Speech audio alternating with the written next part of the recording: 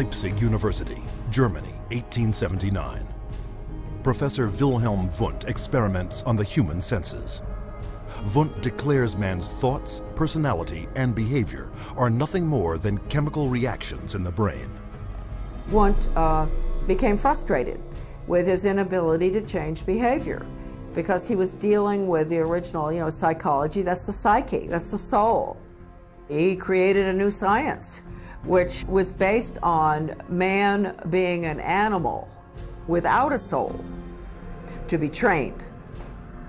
Not to be a thinker, but to be trained. Students from around the world gathered to study Wundt's new definition of man as a soulless organism.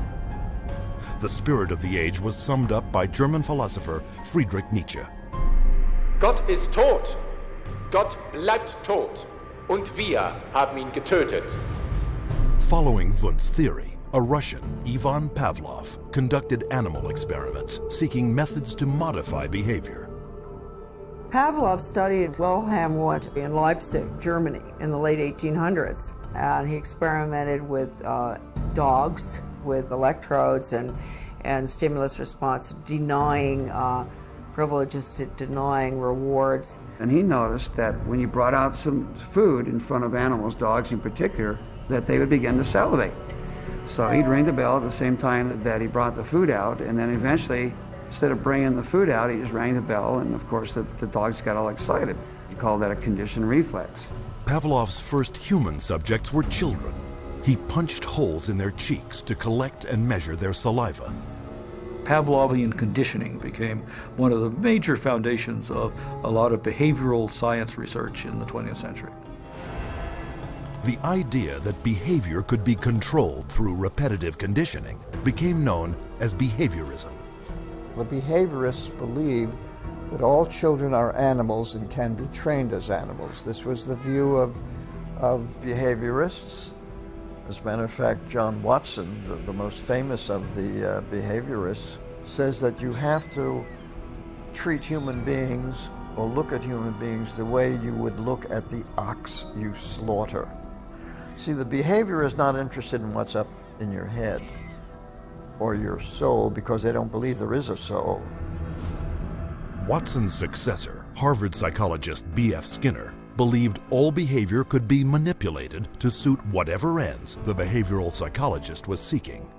Skinner developed what's called operant conditioning, where he was able to demonstrate you can change animal behavior by certain schedules of reinforcement, by giving them rewards at certain times, and then you can teach pigeons to play ping pong, for example, and you can teach rats to run mazes, and you can teach human beings to seek certain economic or societal rewards. Skinner could actually shape new behavior patterns, and this actually was the sort of thing he quite soon became very famous for.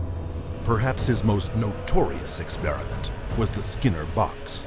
He was designing the Skinner box, which is something like a big playpen, but everything in it's controlled. The temperature's controlled, the light's controlled, and so on. And the idea is then you present children with certain stimuli that you want them to learn to react to.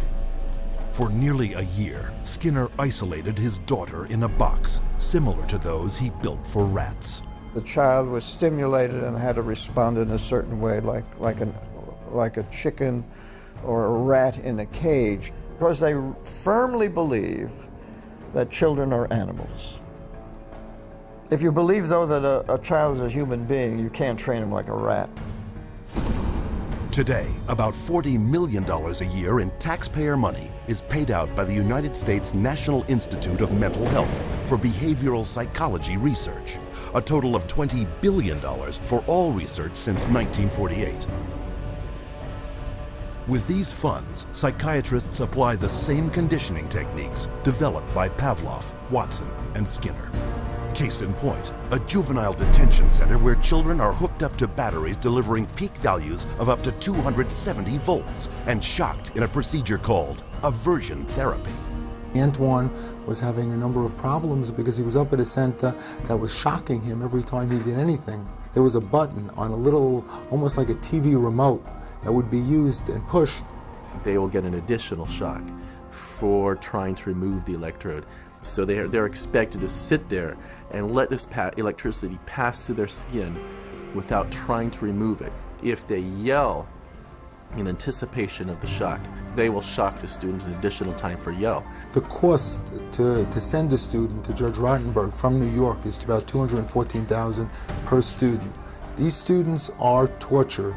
They're given this electric shock therapy for no other reason but to inflict pain. Other techniques include administering electric shock to treat sexual deviance, sending powerful magnetic impulses through the skull to interrupt brain activity, and shooting high voltage through surgically implanted electrodes, all to stifle problem behavior, and costing up to $100,000 per patient. And while this science without a soul led to behavior modification techniques that continue to generate billions in research and treatment, it also laid the groundwork for another psychiatric movement that would cause the deaths of millions.